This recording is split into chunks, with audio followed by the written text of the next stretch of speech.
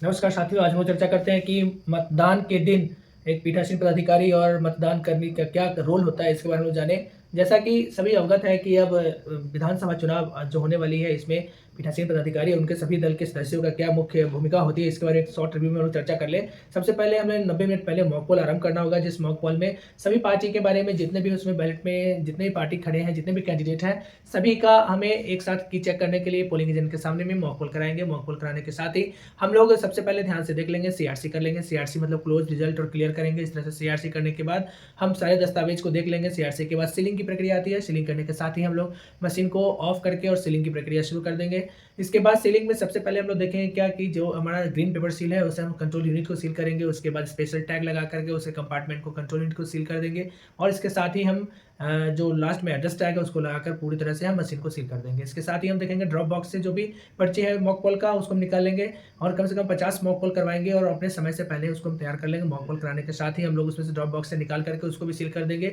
VVPAT को seal करने के बाद हमारा वोटिंग कंपार्टमेंट तैयार करेंगे, जहाँ पे वेब कैमरा इस पर सभी वोटिंग कंपार्टमेंट में होगा।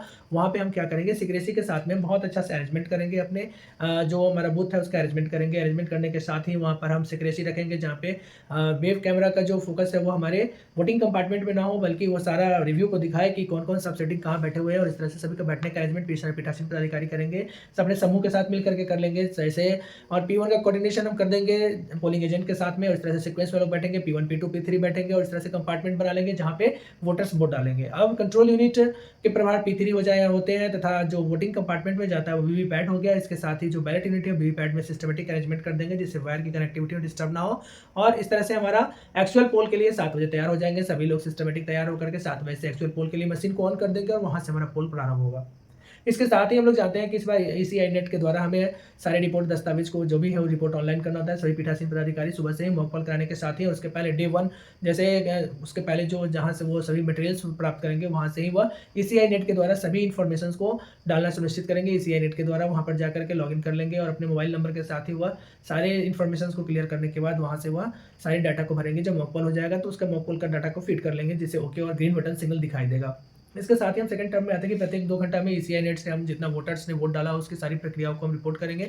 और इस तरह से प्रत्येक 2-2 घंटे पे सारी प्रक्रियाओं को डालते हुए पीठासीन पदाधिकारी P1 P2 P3 सिस्टमेटिक में अपना पोलिंग काम करेंगे। और पोलिंग कराने के साथ ही लास्ट में हम देखेंगे क्या, जब 6 बजे की बात होगी तो वहाँ पर सभी लोग जब पोल क्लोज हो जाएगा तो उसका क्लोज बटन निकाल से हम क्लोज कर देंगे। और क्लोज करने के साथ ही हम अपनी मशीन को ऑफ करेंगे। ऑफ करने के साथ ही वीवीपैट से कोई जो पीछे एक नोब होता है उसको हम वर्टिकल कर देंगे, ट्रांसपोर्टेशन मोड में कर देंगे। इसके साथ ही वहाँ से हम बैटरी निकालेंगे और बैटरी निकाल करके सभी की सीलिंग प्रोसेस शुरू कर देंगे।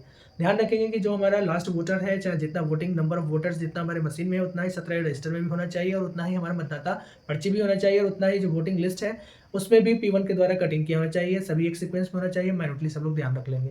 इसके बाद हम लोग देखते हैं क्या कि जब हम सीलिंग प्रोसेस कंप्लीट कर लेंगे तो कागजी दस्तावेज में आपको वीडियो बताया गया है किस तरह से कौन सा कागजी दस्तावेज कंप्लीट किया जाएगा और हम पूरे प्रोसेस को कंप्लीट कर लेंगे। अब आइए हम लोग देखते हैं कि पीठासीन पदाधिकारी सबसे पहले जो सुबह में कार्य करेंगे कि चारों तरफ अपना घूम करके सारे एरिया को देख लेंगे, कहीं भी कोई आपत्तिजनक कोई 100 मीटर दायरे के अंदर में कोई प्रचार प्रसार या किसी तरह कोई ऐसा तो है नहीं बैनर पोस्टर, उसको हटवाने का प्रयास कार्य करेंगे। इसके साथ ही पुलिस बल के साथ कोऑर्डिनेशन करके सारी प्रक्रियाओं को आरंभ कर लेंगे।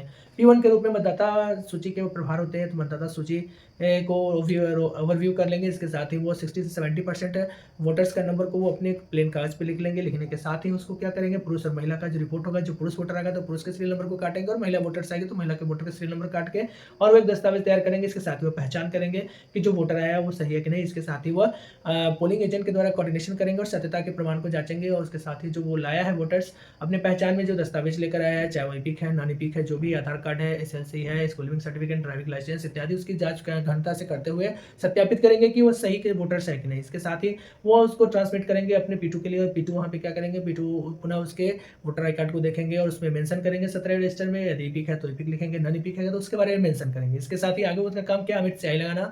वह बाएं हाथ के तर्जनी पर अमित स्याही लगाएंगे वोटर्स को और इंश्योर हो लेंगे कि वही वोटर्स है। इसके साथ ही उनका साइन करवा लेंगे अपने रजिस्टर में। जैसे ही उल्टे हाथ मतलब जैसे रजिस्टर रखा हुआ है तो उल्टे सीक्वेंस में ही वह साइन कराते हुए आगे फ्लो में बढ़ाते जाएंगे। पर्ची काटेंगे और पर्ची दे करके उन्हें P3 के पास भेजने से पहले उसके हाथ में अमिट स्याही लगा देंगे। अमिट स्याही लगा करके उन्हें प्रोसीड करेंगे P3 के पास। P3 सबसे पहले उनके अमिट स्याही की जाँच करेंगे। जाँच करते हुए उनको उनके द्वारा जो P2 के द्वारा जो दिया गया है पर्ची, उसे लेकर के अपने स्पॉक या फिर तार में उसको नत्थी कर लेंगे। नत्थी करने के साथ ही उसको बैलेट देंगे और इंश्योर हो जाएँगे कि क्या इन्होंने अपना वोट गिराया नहीं, उनको वोटिंग कंपार्टमेंट में भेजेंगे और वोट गिराने के लिए प्रोसीड करेंगे। यह पूरी प्रक्रिया है जिसके आधार पे मतदान आसानी से और बहुत ही सीक्वेंस में करा सकते हैं, कहीं कोई परेशानी नहीं होगी और यही पैनल है जिसके आधार पे हम सारे मतदान की प्रक्रियाओं को संपूर्ण कर लेंगे। पिछले वीडियो में हम लोग जो कागजी दस्तावेज है इसके बारे में बताया कि कौन-कौन सा कागज बहुत इंपॉर्टेंट है, जिसको भर के ले जाएँगे तो पीठासीन पदाधिकारी और P1 जो स्ट्रॉन्ग रूम में जाएँगे अपने ईवीएम मशीन को जमा करने के लिए, उसमें कहीं कोई परेशानी नहीं होगी। इस तरह से आप आसानी से आप मतदान सफलतापूर्वक करा सकते हैं। Wish all the best. Thank you. जय हिंद, जय भारत। Thank you.